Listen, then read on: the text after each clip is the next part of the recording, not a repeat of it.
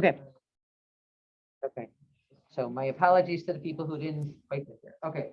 So it's also about our beginning stories of people. It's the beginning of our relationship, a different kind of relationship that we have with God. It's a different kind of relationship that we have with one another.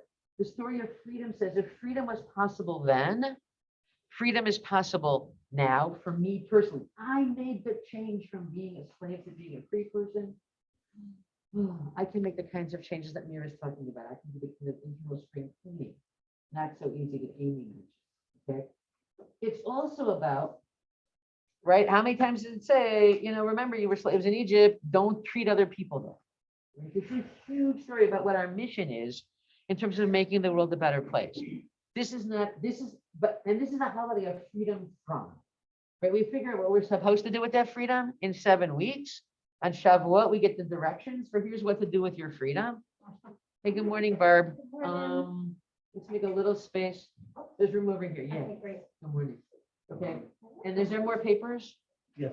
Okay, great. Thanks. Did everybody get a second sheet? Yes. Yes. Okay. All right.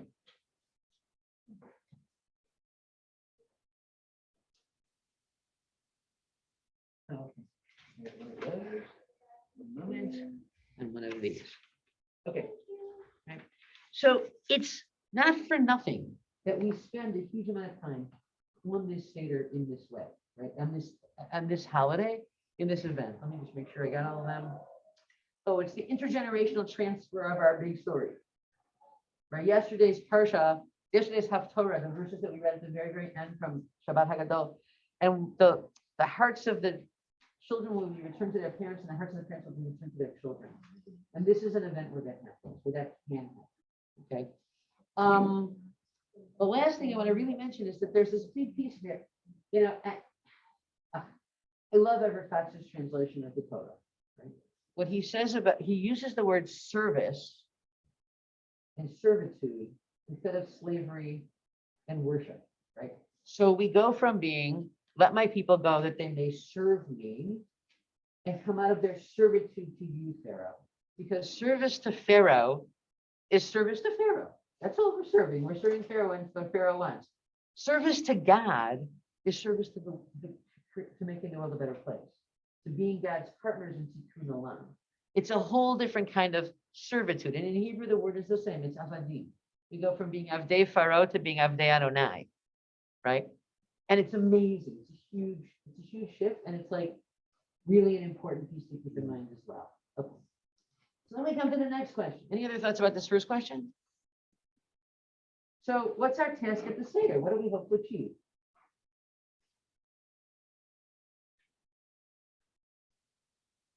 What do you hope to achieve at your Seder? Great conversation. Okay, terrific. Learning, great conversation. I would say taking those ideas from part of the first questions, and as I said before, like internalizing them. Okay, so helping people to make those ideas theirs. Yeah, nice. Yeah.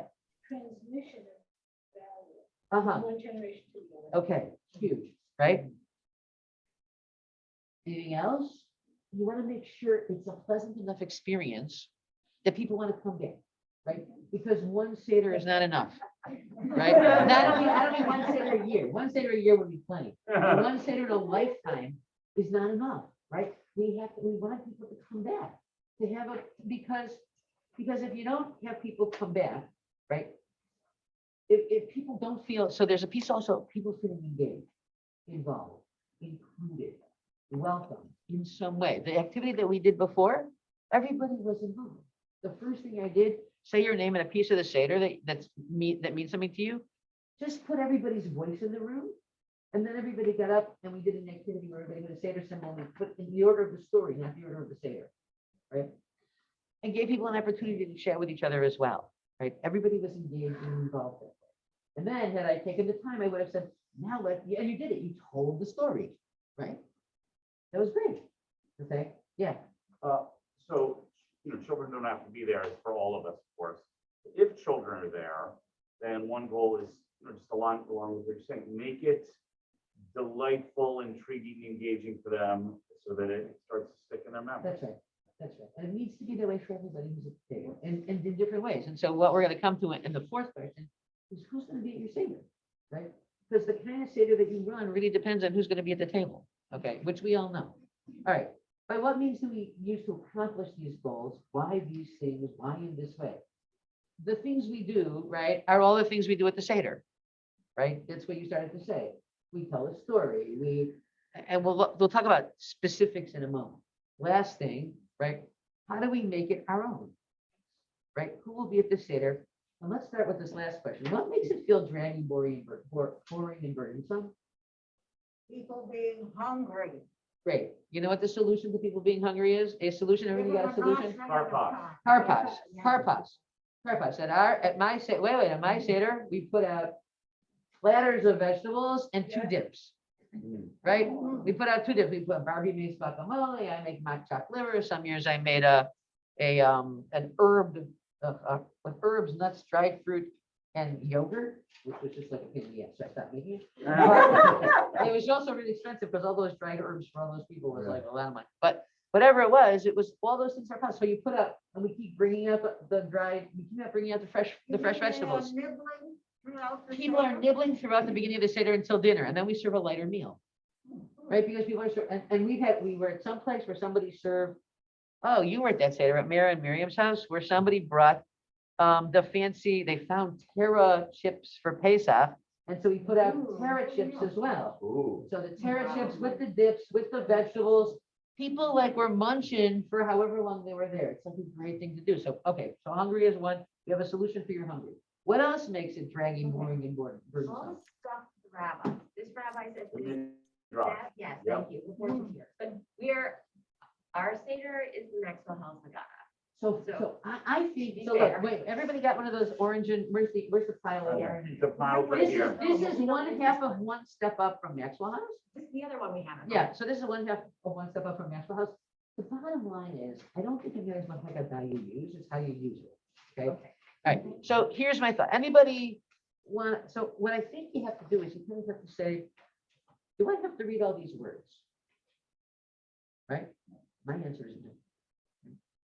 Yes. I say just a very quick thing. Yeah. I am convinced it's a longer thing I won't say right now, that the Midrash section is actually designed for us to go off script. Like, I don't think, I really think like that thing is, I have a whole case for this. So It what is- we, yeah. what we do what we've done at my house is, the Midrash is a Midrash on 4 verses, right, from Deuteronomy. We've given people assignments to do things with those 4 verses. Sometimes they do some make a skit with each of these 4 verses. I've had friends who do paper bag dramatics with each of these 4 verses, right, that tell the story in brief. We could do it, if depending on what your practice is, you could have people do a mural quickly, like depends on your space, depends what's going on. What? Yeah, I'm sorry. Thank you. Thank you so much for asking the question. Can I have a Haggadah? Thank you so much. In this Haggadah, those 4 verses begin on page, looking. Okay, they begin on page 12. Okay. And the problem is this Haggadah doesn't print them all, but they go like this. It starts on line 6 on page 12, the second word, right? My father was a wandering Aramean and went down to Egypt and lived there in a few in number and became there a great nation, great and mighty. And then the next verse comes on page, what? No, I don't think so. Page 13, it's Deuteronomy, what is it, Deuteronomy 26? 26, like, Deuteronomy 26 toward the beginning of the chapter. Yeah, like 1 through 8. It's not, it's, yeah, something. Okay, then it goes to page 13, verse 4. The Egyptians did evil to us. They made us suffer. They set hard work upon us. Set on us hard work. And then it continues on page line 12. So we cried out to the eternal our God and God of our ancestors, the eternal heard our voice and saw our affliction and our burdens and our oppression.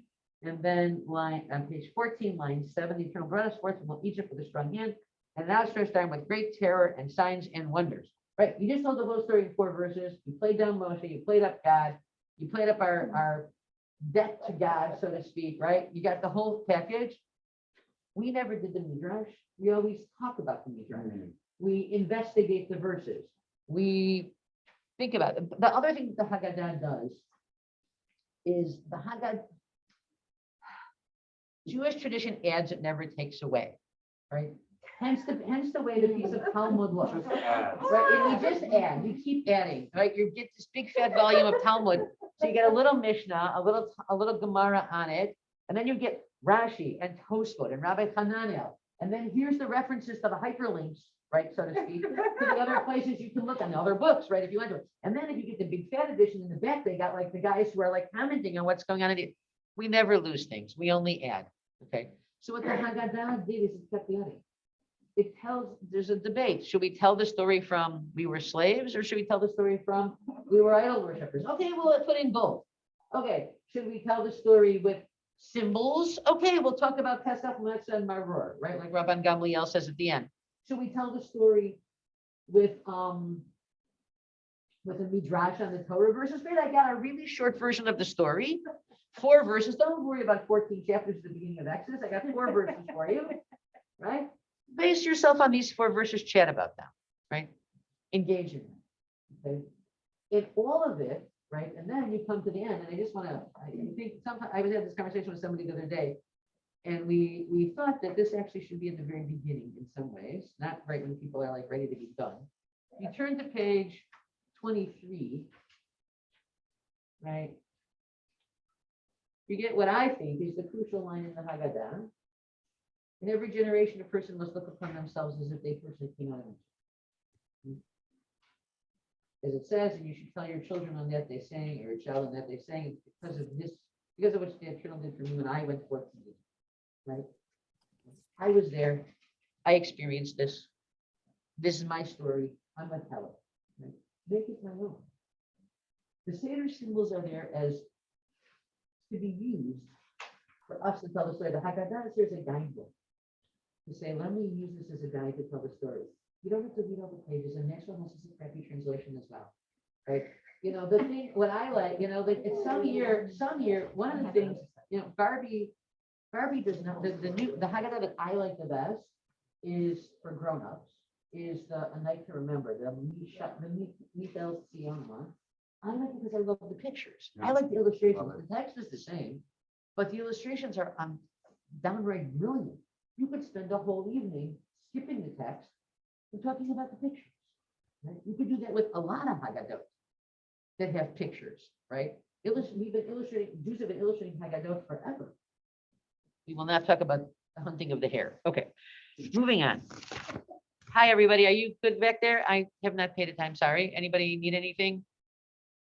Okay, moving on then, right?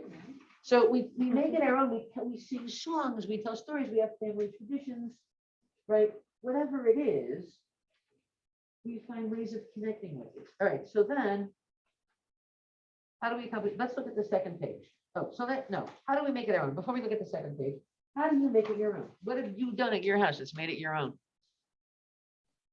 Enough with me talking. And people at home. People at home, come talk to us as well. What have you done that makes it your own? We do this thing where we have this blue sparkly paper, and I make it, it looks like the splitting of the sea.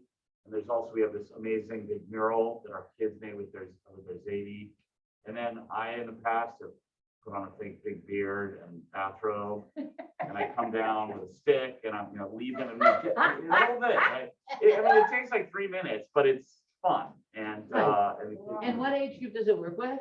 everybody. Everybody. Great. Okay, terrific. What else? We have a prayer in memory of the 6 million, and we end by singing Ani Mami. Great. And that's a powerful moment in your Seder and your event. You did after dinner, right? Okay, great. Great. Other people. What else do you do? Yeah.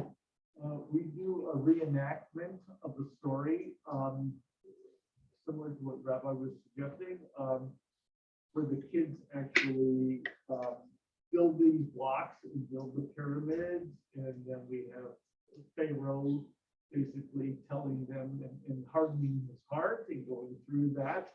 And then finally, where the kids go through the parting of the sea and to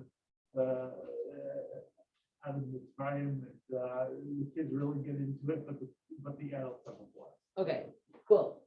Other things, yes. What we're finding now that our kids are adults is that we're really enjoying having them take the lead on the Seder, and they bring in their values, and so the transmission is going in multiple, across multiple generations. Do you assign pieces to them in advance, or you In say it's advance, yours? it's like, okay, this year it's Hadid. Who's running the whole Seder? Yeah, he's running the Seder, Cool. and so different people run it Right. each year, and I never have to run it because they help me. So different voices. Excellent, yeah. Well, I've always led our Seder, and because the core of our family are Russian Jews who know less than I did when I started learning how to. So we do a lot of teaching, and it all is based on how old the children are. When they were little, we did the wind-up frogs, and so anyway, so it's been based on the children and what they want to learn.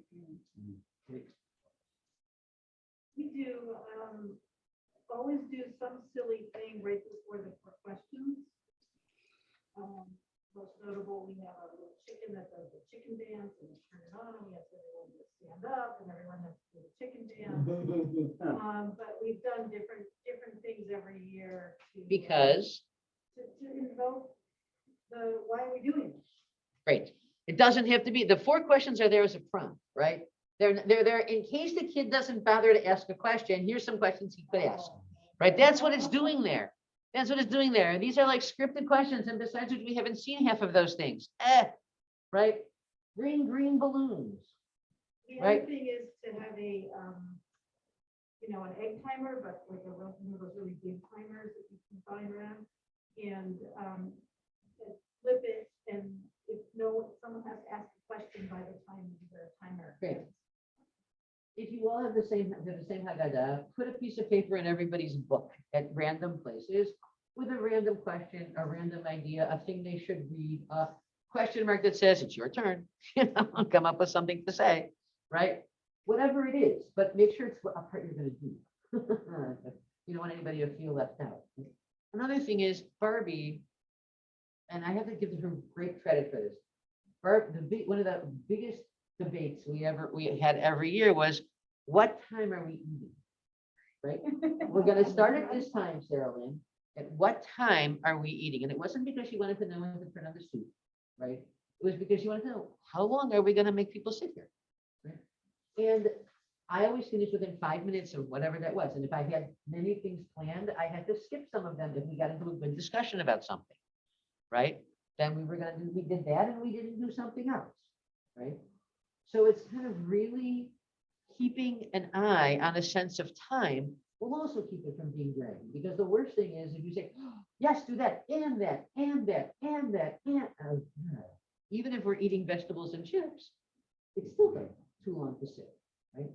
In your house, with all the fidgety people, right? I put out pipe cleaners every year, pipe cleaners. Pipe cleaners are quiet. Why? Because you can do stuff with pipe cleaners. First of all, I learned how to make animals. You can watch a little YouTube video that's very short. How you make people and animals. It has to do with curling around a stick or a pencil and making a little body, right? And then you can like make people and sheep. And pipe cleaners are quiet.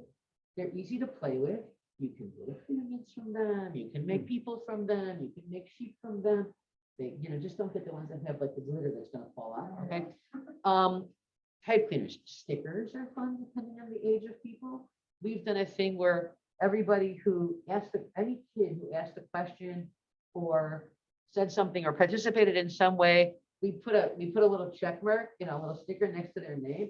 And at the end of the holiday, we donated staka in their honor, the number of dollars for the number of questions that they asked, right? We did a thing one year where we hid stuff all over like certain parts of the house instead of just the afikomen, and said, your job is, I don't know what we did, but it was like pieces of paper, find them all, put them together in some order, and then that can happen before the afikomen could be eaten as well, right? So We made cases of Play-Doh out of cake meal, and gave every kid a little lot of it to play with, and we've also given when they were little, you may remember this, a baby Moses in a basket, with like a dish towel, and told them they had to take care of baby Aw. Moses throughout the whole time of the Seder. And so there's a lot of different things to, And that's the key. Now, if you want to talk about grown-ups, right, what engages grown-ups? Paper bag dramatics is not a bad idea, right? What's that? What? What is that? Paper bag dramatics. You put a bunch of random items in a paper bag. You say to them, you've got pasuk, the first verse of this story, right? My father was wondering, Armin went down to Egypt. You know, the three of you in this group have this part of the story to tell, and you must use all of these items. Ah. 3 or 4 items, okay? You get another set of random items, and you get to tell the story based on your random items, okay? Think about what you have hanging on your walls. Put a quote about freedom in the Haggadah at various places. Collect spring poems. We always say to people, give us your signs of spring at Karpas, right? Bring a spring poem. Some years we've spent a bunch of time with people, you know, assign that to a couple of people. You flip the page over, right? This is, I think, what we've gotten to is, I was saying, what engages adults?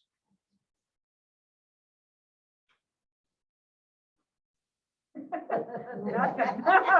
Seriously? No, you take classes, what engages you? Well, I think the pipe cleaners, I think doing the sharing, getting people to bring some, you know, it's not all on Adam to lead, but people come with So something prepared. beautiful. So people prepare stuff and you can assign it in advance. We've given assignments. Yeah. Last year, when we were on Zoom, we gave too many assignments, I thought. Why? The whole Seder was people people were so good, they did their assignments. And the whole Seder was people telling us what they had prepared, which didn't leave a lot of room for discussion, right? So think about that tradition. We also kept our Seder pretty short last year. But so prepare things. So give me an example of what you could ask people to prepare. And I mean, poems or, I don't know, like thoughts on slavery, or where is slavery still happening? Great. Or give somebody the 3 things from Rabban Gamliel, right? Give somebody one of each of those things to talk about. Pesach, right? The Shankbone, Matzah Maror, right? Yeah. Okay. Give that assignment out to people. Talk about it, right? Forget, you can read what Rabban Gamliel says, lovely, but do a little more research. See what else you can learn about this thing over time, right? Okay. Yeah.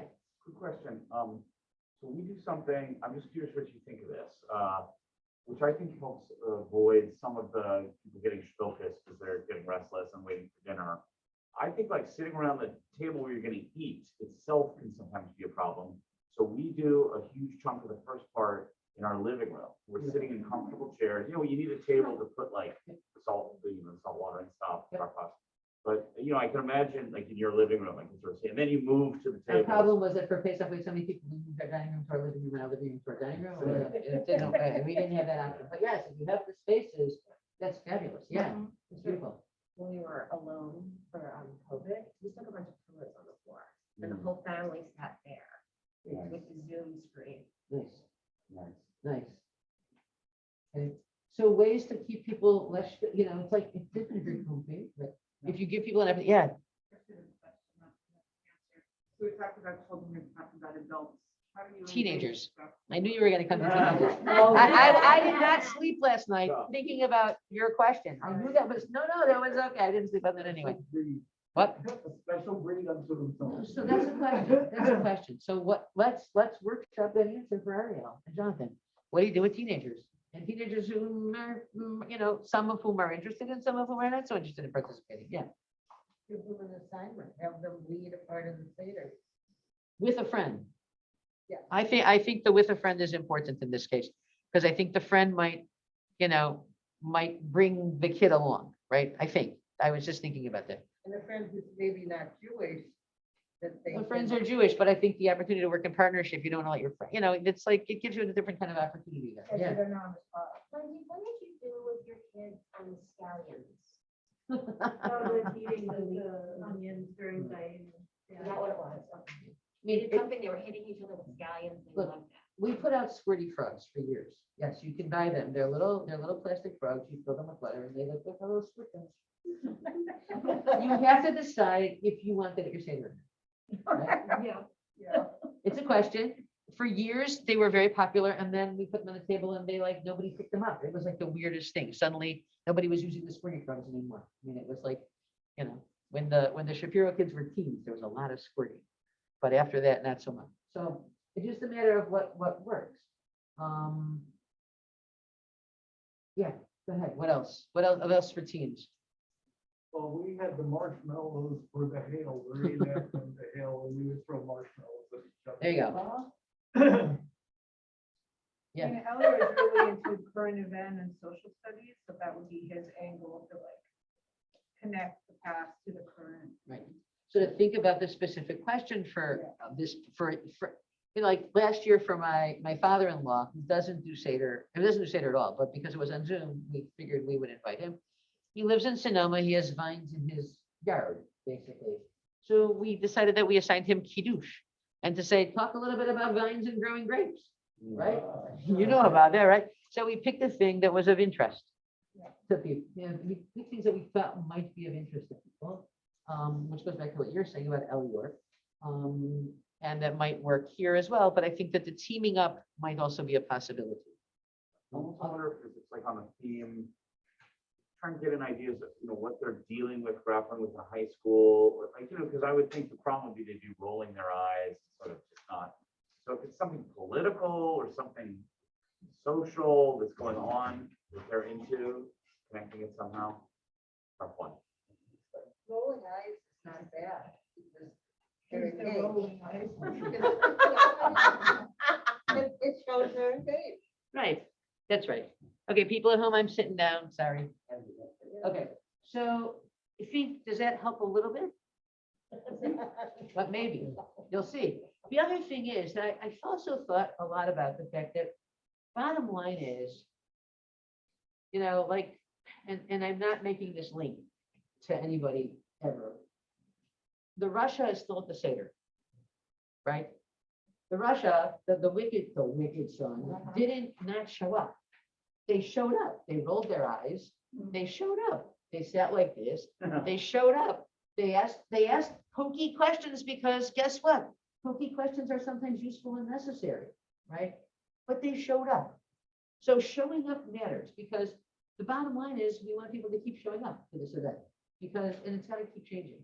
And so if you flip over the page, what I gave you, I think, was just like really, really, really a few ideas and a few resources. So there's a nice, like we're going on to 10 things. Oh, my glasses over here. 10 things. So we have already talked about giving homework. We've talked about buying time. Buying time is feeding people so that they're not feeling quite as antsy. Telling the story. We talked about numerous ways of doing that. Ask questions, right? I sometimes ask people to come with questions and to give them to me, and I would randomly pick them out of a hat at places during the Seder. Sometimes they worked in, sometimes they didn't. Sometimes they Can were you interesting, give us sometimes they an weren't. example of some of the questions? No, because I didn't write them. The other people wrote them. Like, write questions about the Seder. So it could be, why an egg? And it could be, when do we eat? And it could be, whatever it was that people brought, I put in a little bowl and I pulled them out randomly, right? Can I say Yeah. something about that? Yeah. What I find in our Seder is that we have certain people whose voices are very loud, Uh-huh. and then other people who are very quiet. And I really appreciate that idea because it allows the voice of people who might be quiet for the questions to be asked. And you can also then make the assignments to the quiet people, right? And that gives them a minute or two or three to make sure that they too are participating, because that's what you want, is everybody to feel engaged, right? And you don't have to read all the words to keep them in. Have fun, right? Be inclusive, we talked about. Use sensory materials. Okay, so we got clay, we got Play-Doh, we got squirty frogs, we got marshmallows, we got, pipe cleaners, whatever it is, right? Okay. Innovate, right? If you ran your funky chicken before the 4 questions last year, have a juggler come in this year, right? It doesn't matter. The idea is to say, what is going on tonight? Oh, let me tell you a story, right? And that's really what we're doing, right? It's really what we're doing. All right. choose a good Haggadah. It's maybe at this point, save that for next year or not.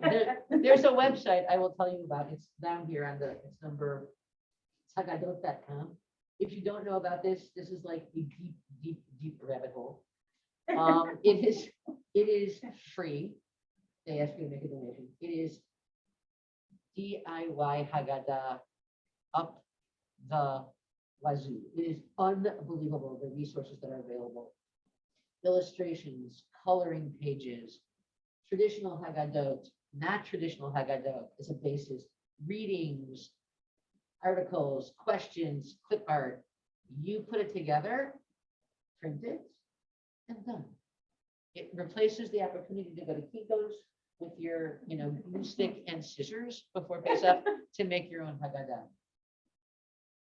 Like I said, but it's coming with a Great warning. illustrations, too. It's A amazing. lot of the illustration, things that are in like the night to remember, you can find. So you could put together your own thing that you want to do. It comes with a warning that you could spend a lot of time. Okay, between that and so it's haggadot.com. And prepare, right? A good Seder doesn't happen when it's on. It really requires that you ask the question of how am I going to engage the people sitting around my table? It begins with the question of what am I going to do and what am I going to skip? How am I going to make this engaging for the people who are there, as opposed to the people who aren't there, because I don't have to worry about those people. So I started doing Seders when there was a big chunk of kids who were junior high school age, right? Who were fairly engaged in being Jewish. They grew up, they went away, we got other people to come. They came back with their little children. Oh my God, what is I gonna do with all of those small people? I was used to having like a Seder for the 12 and over set. Okay, so then we planned the Seder for the under fives, and then one of them said, "It's really nice outside, let's go play." And took all the little children and one parent for each little child. Oh, so it's okay, it happens. Not all Seders work. Over time, enough of them work for enough people who show up that they keep coming in. There's something, think about it. There's something very compelling about this night, that it is one of the most celebrated events. There's something very compelling about this night that I have sitting on my shelf, probably 100 Haggadot, and you probably have close to that number as well, illustrated, illuminated, annotated. Here's how to do a Seder. Here's this person's commentary. Here's that person's commentary. Maybe it's 100, maybe it's 75. Whatever it is, right? And then you could just go illustrate it, and you could get to hundreds and hundreds of them. Right? Because something about this book and this story has been compelling for us forever, right? We're still doing it. We're still telling the same story, which is really kind of cool. All right, last two things.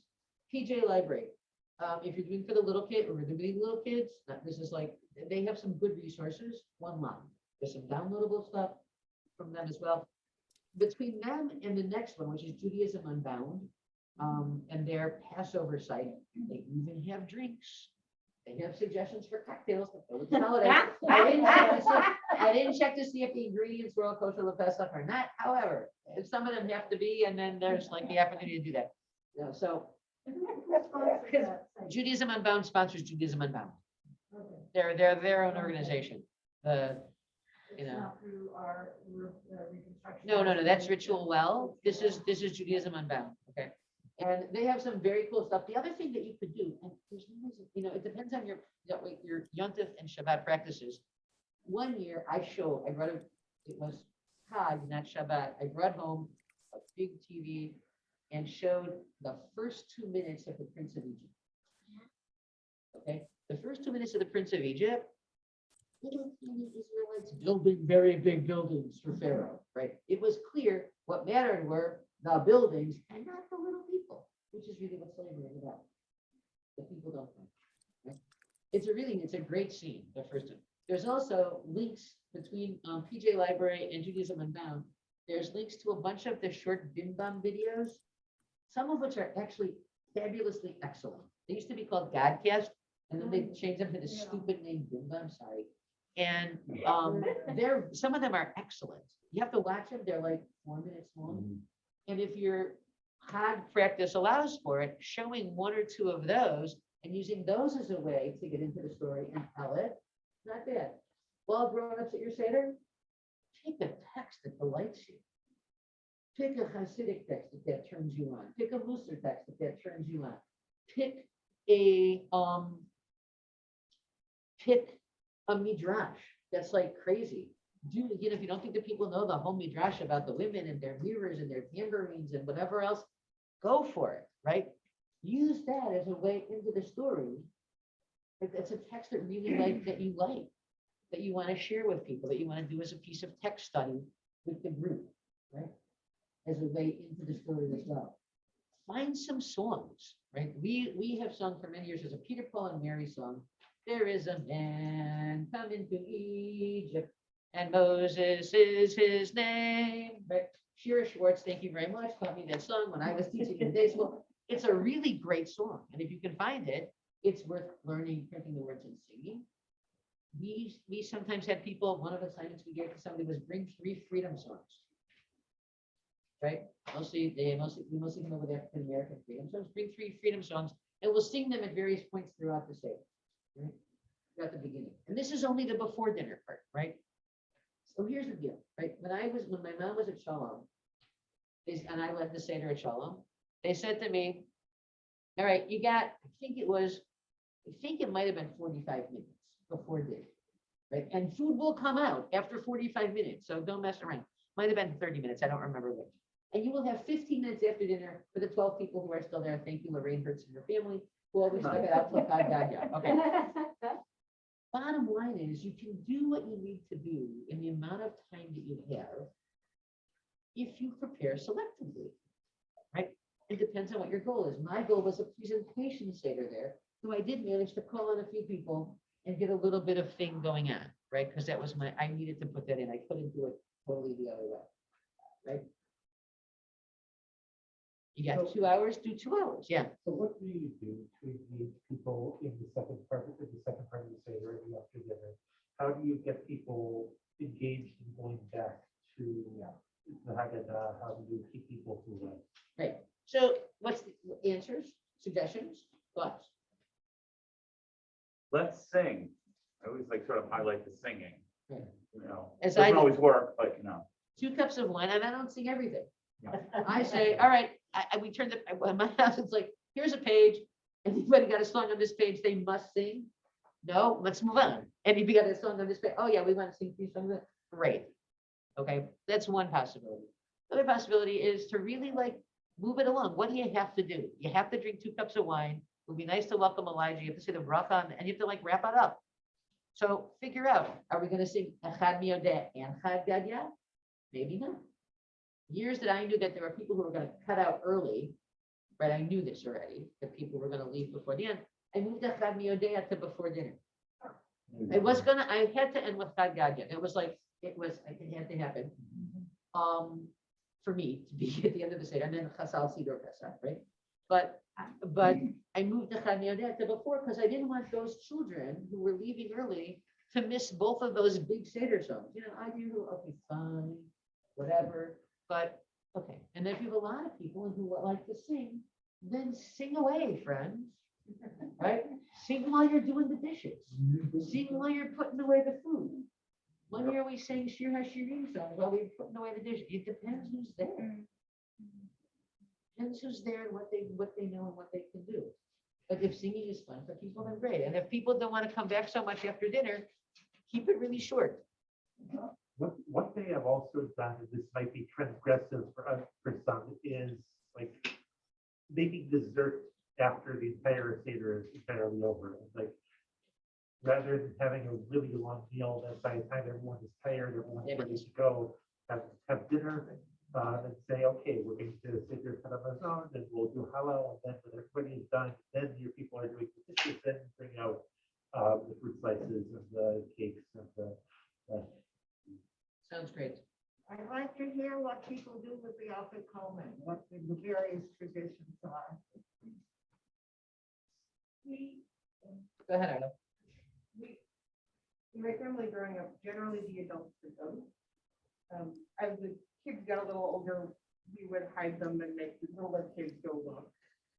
The one thing that my father did every year that was completely to the brink of lunacy, but Your made father did something that drove you to the brink of lunacy? shocking, right? Shocking. My father would collect a bunch of afikoman holders, put notes in there that would say afikoman number 6, and hide them randomly about the house.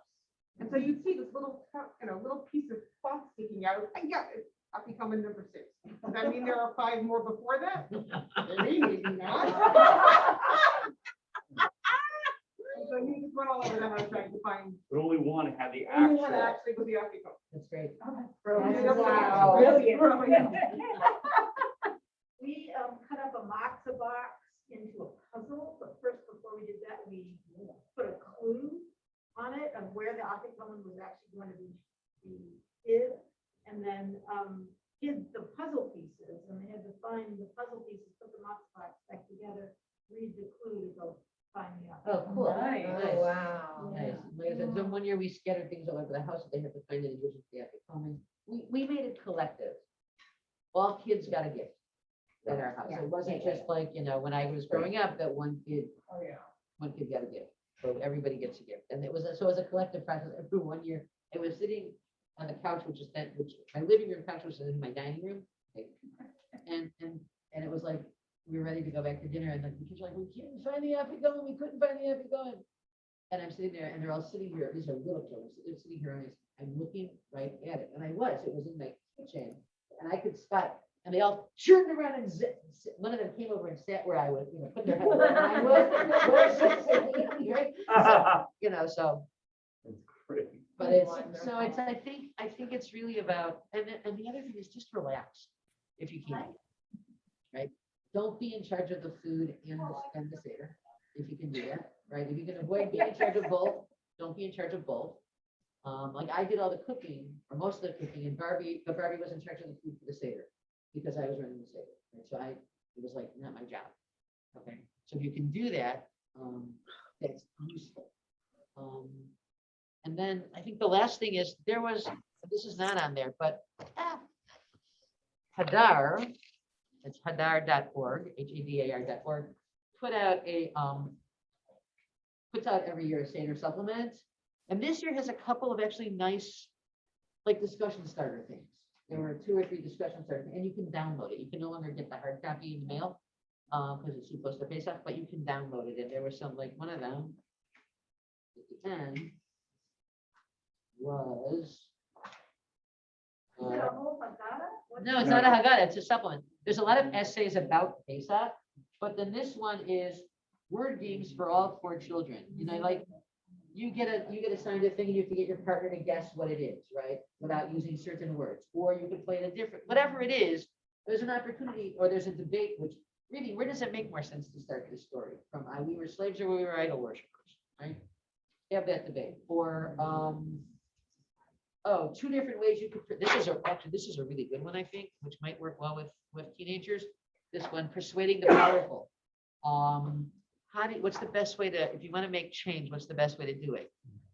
I thought this was a really good discussion in the middle here. That was about 2 different ways you could go to Pharaoh. 2 different ways you could help the Israelites. One was by helping individual Israelites, and one was by taking the risk and going to Pharaoh and say, you need help. Right? You need a reference. So that was, I thought. Helping the homeless versus going to the legislature. Exactly. And they're both, and the bottom line is both are necessary.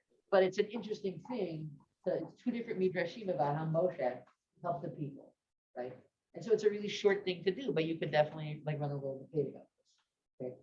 So What organization is Hadar? Hadar is Hadar. They're their own organization. They have more money than God, I think. They close. Oh, they run grants. They're doing well. They are a well-endowed organization. They put out amazing It's material. like an egalitarian yeshiva institute for Yeah. Jewish studies in New York. And they have a lot of resources. They put out, they have like archives of really great weekly Parsha stuff. Yeah. They're really a very good organization, a little on they lean toward the learning side as opposed to toward the spirituality side.